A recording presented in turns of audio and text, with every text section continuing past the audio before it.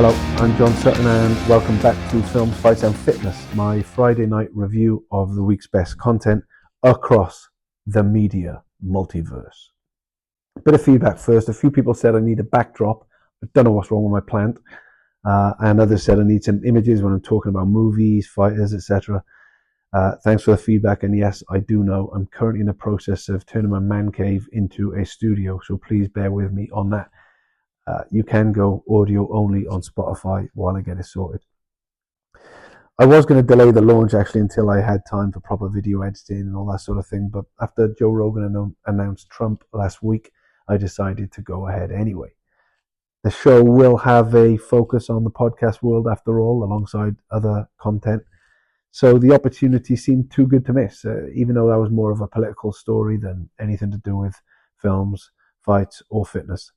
Generally speaking, the show will be heavy on films, fights, and fitness because those were the three topics that I wrote about as a freelance magazine columnist a few years back.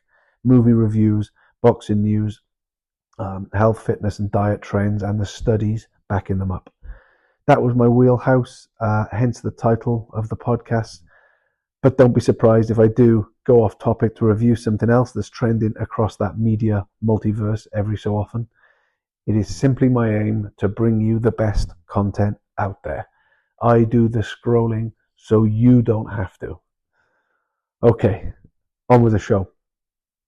So, Joe Rogan did sit down with Donald Trump, and I'm not one to brag, but it went exactly as I predicted in episode 1 last week. Joe asked the exact 3 questions I mentioned last week, and Trump weaved around the answers for pretty much the full 3 hours, just as expected. I don't think Trump won or lost any voters as a result of the podcast. It wasn't groundbreaking as a lot of people expected, and there are no real bombshells, not in either direction, whether you were on the left or the right, I don't think. Interestingly, Edison recently did a survey of Joe Rogan's listeners. Around 20% said they would definitely vote for Harris, compared to around 40% who said they would definitely vote for Trump. But the other 40% were essentially undecided, with a few more leaning towards Trump perhaps. I was actually a little shocked by that. Even though I've always said that he's not a right-wing guy like people think he is, I expected more of his listeners to be a bit more pro-Trump, or at least anti-Harris Biden. More than 40% anyway. But like I said last week, I don't think those numbers are going to shift due to Trump's appearance on Joe Rogan in either direction. I think it'll be net zero in terms of a voting shift for Donald Trump. Just staying with the Joe Rogan experience, seeing as it is the biggest show on planet Earth. Since Trump, Joe has hosted Constantine and Francis from Trigonometry and Trump's VP nominee JD Vance. Both great conversations. If you're in the mood to dive into US politics, I know it can get divisive and some people don't like people on either side. And you can always balance it out with a view from the left, since all those recent shows, to be fair, have leaned fairly right. Joe did actually speak with Kamala Harris's people, but she wasn't willing to travel to the studio or commit to a full 3 hours the way that Donald Trump and all Joe's other guests ever have done. So that may not be happening. If you're getting sick of American politics but still want a fix of the world's biggest podcast, check out the episode with scientist Brian Cox to try and twist your mind around the secrets of the universe, or the biologist Diane K. Boyd for her amazing story, having spent the last few decades studying wolves. It's all detailed in a new book, A Woman Among Wolves. In this week's fight news, yesterday marked the 50th anniversary of the Rumble in the Jungle, when Muhammad Ali, against all odds, dismantled the monster that was a young George Foreman. In honor of the anniversary, if you haven't seen the 1974 Oscar-winning documentary When We Were Kings, please stop this podcast right now and go and find it. I think it's on Now TV or Sky Movies. It is without a doubt the greatest sports documentary of all time, taking you behind the scenes with Ali as he lands in Zaire ahead of his heavyweight comeback clash. The scene in the corridor when he screams at his terrified-looking team to smile and stop looking so scared because it's him going in the ring and not them, that must be the greatest and most inspiring behind-the-scenes footage I've ever seen.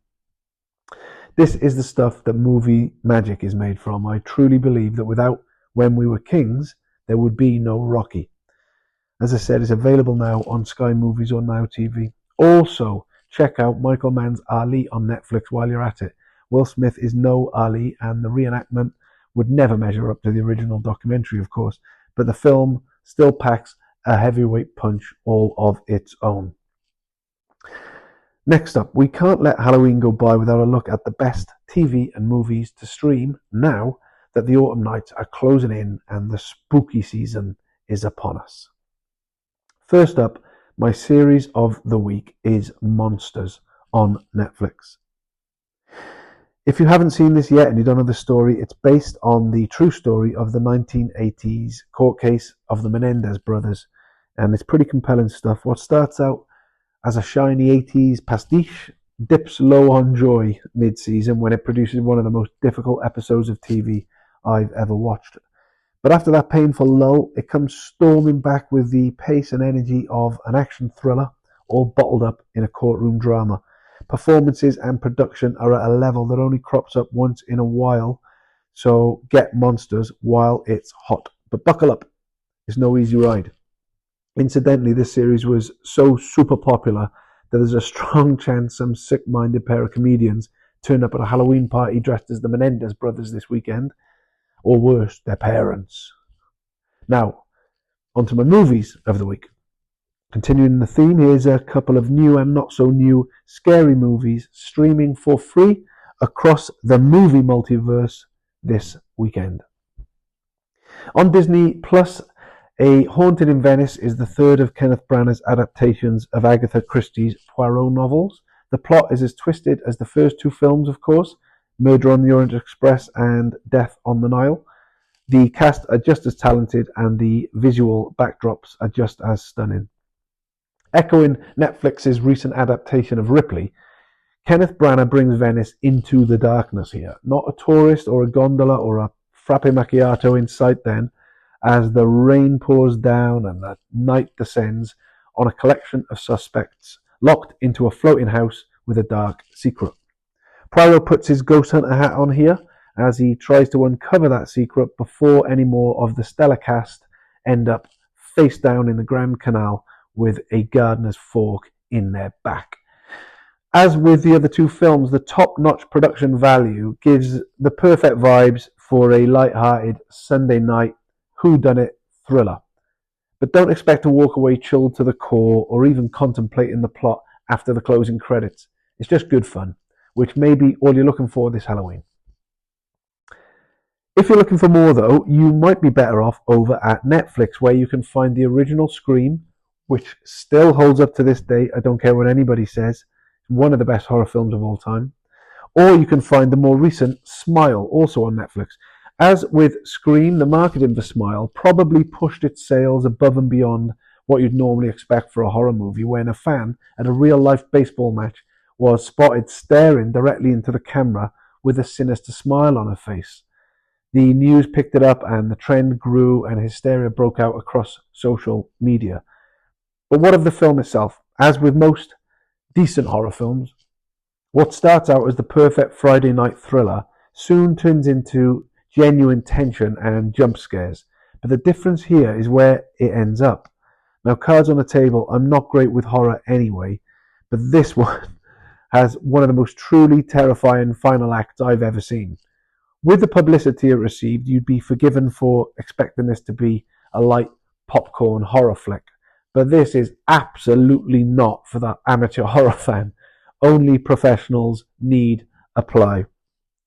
Over on Amazon Prime, much more my level, we have the 1985 classic Fright Night, one of the films that first got me into comedy horror, long before the comedy element became the main factor in today's comedy horror.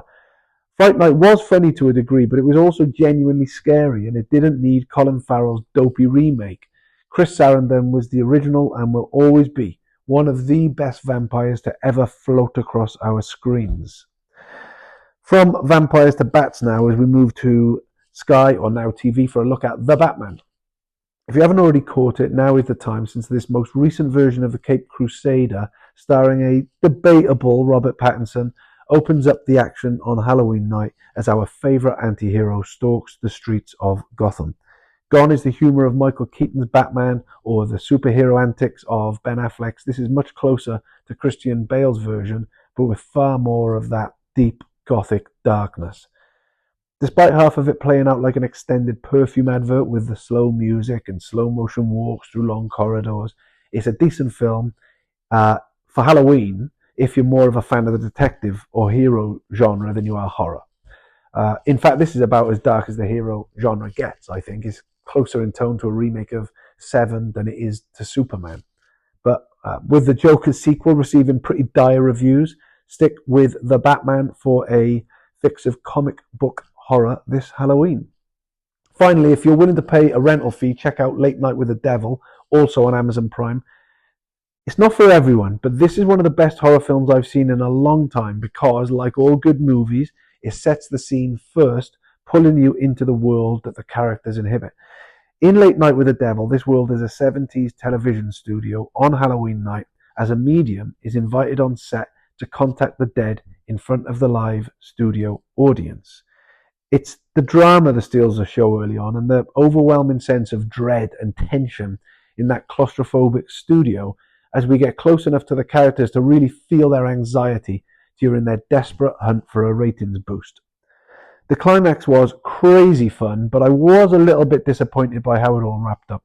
And it's safe to say that fans of modern mainstream cinema I should say, might be turned off by that kooky 70s style. But despite all that, it is worth the time, whether you're a fan of horror or just a fan of damn good filmmaking.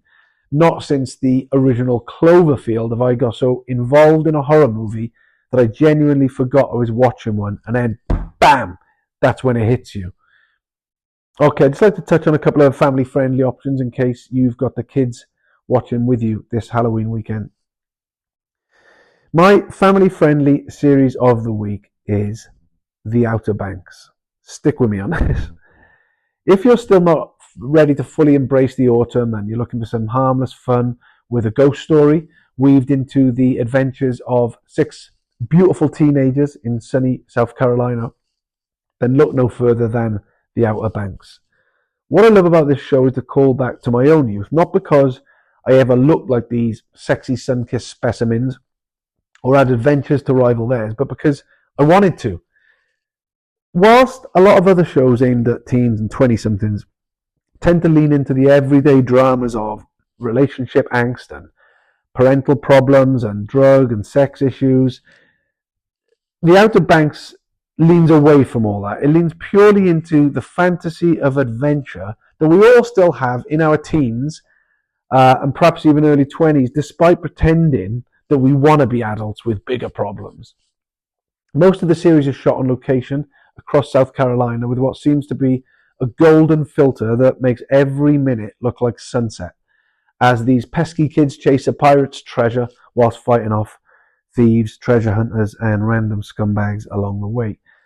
Reviewing Outer Banks Season 1 for my magazine column a few years back, I called this show The OC Meets the Goonies. But the treasure hunters are not the only bad guys here. Season 4 has launched in October for a reason.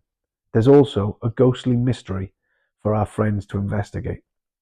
So, The OC meets the Goonies meets Scooby-Doo. What more could you want from a family-friendly series this Halloween weekend? Oh, and as for family films, on Disney there's Goosebumps, there's Toy Story of Terror, but why bother with any of that when there's Tim Burton's classic The Nightmare Before Christmas? They even have a sing-along version to really get the kids in the mood for both Halloween and the build-up to Christmas, so skip the rest and stream the best. Nightmare Before Christmas on Disney+. Okay, that's about it. In boxing news, the IBF have just greenlit Fabio Wardley to challenge Daniel Dubois, which could put Anthony Joshua's rematch in jeopardy. I'll cover all the progress on that story next week, plus the Bivol versus Beterbiev potential rematch, and what's next for Max Holloway and for Conor McGregor too, and all of the other boxing and martial arts news in a fight special. So please watch this space. Thanks again for tuning in, folks. I really appreciate the support. Subscribe if you've got a minute. Feel free to comment and send me any more feedback, and I will see you all next week with another episode. Until then, have a great weekend and enjoy your views. Cheers, folks.